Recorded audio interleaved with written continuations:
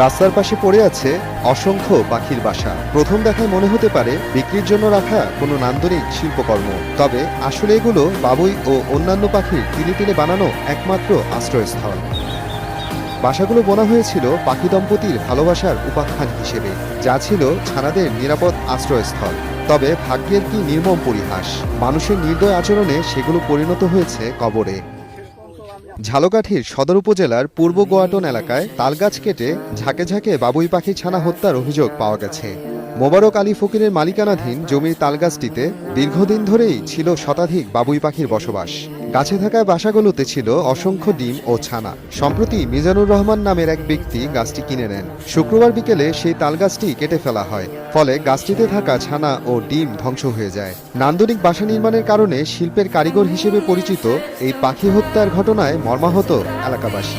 কোয়ালিটির লোক তো তাদের সাথে আমরা খারাপ ব্যবহার করি নাই, তবু গাছ কাটতে বাধা দিয়েছি, কিন্তু আমার কথা শুনে নাই, তারা গাছ কেটে ফেলে এবং প্রচুর পরিমাণে পাখি আপনারা তো দেখতে পাচ্ছেন মারা গেছে।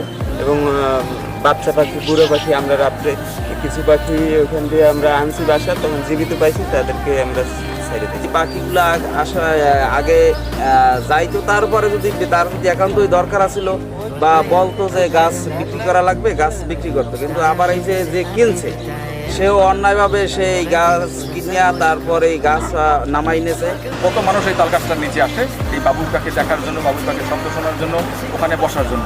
আমরা প্রায় ওখানে বসে বিভিন্ন রকম আলাপ আলোচনা করি, গাছগুলো দেখি, পাখিগুলো দেখি। এবং আপনি চাইলেও মানে শত কোটি টাকা খরচ করলেও 100 তাল গাছ লাগাইলেও আপনি ওখানে কিছু বাবুই পাখি এনে রাখতে পারবেন না। বাবুই পাখি এটা পিছন থেকে হয়ে আসে, ওরা অনেক আগে থেকে এখানে থাকে। ওখানে ওই যে তাল গাছগুলো, 2টা তাল গাছ, 1 বছর থাকে এই গাছটায়, পরের বছর থাকে ওই গাছ। রাস্তার পাশে পড়ে আছে অসংখ্য পাখির বাসা। প্রথম দেখায় মনে হতে পারে বিক্রির জন্য রাখা কোনো নান্দনিক শিল্পকর্ম, তবে আসলে এগুলো বাবুই ও অন্যান্য পাখির তিলে তিলে বানানো একমাত্র আশ্রয়স্থল। বাসাগুলো বোনা হয়েছিল পাখি দম্পতির ভালোবাসার উপাখ্যান হিসেবে, যা ছিল ছানাদের নিরাপদ আশ্রয়স্থল। তবে ভাগ্যের কি নির্মম পরিহাস, মানুষের নির্দয় আচরণে সেগুলো পরিণত হয়েছে কবরে।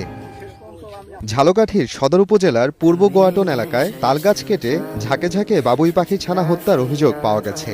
মোবারক আলী ফকিরের মালিকানাধীন জমির তালগাছটিতে দীর্ঘদিন ধরেই ছিল শতাধিক বাবুই পাখির বসবাস। গাছে থাকা বাসাগুলোতে ছিল অসংখ্য ডিম ও ছানা। সম্প্রতি মিজানুর রহমান নামের এক ব্যক্তি গাছটি কিনে নেন। শুক্রবার বিকেলে সেই তালগাছটি কেটে ফেলা হয়, ফলে গাছটিতে থাকা ছানা ও ডিম ধ্বংস হয়ে যায়। নান্দনিক বাসা নির্মাণের কারণে শিল্পের কারিগর হিসেবে পরিচিত এই পাখি হত্যার ঘটনা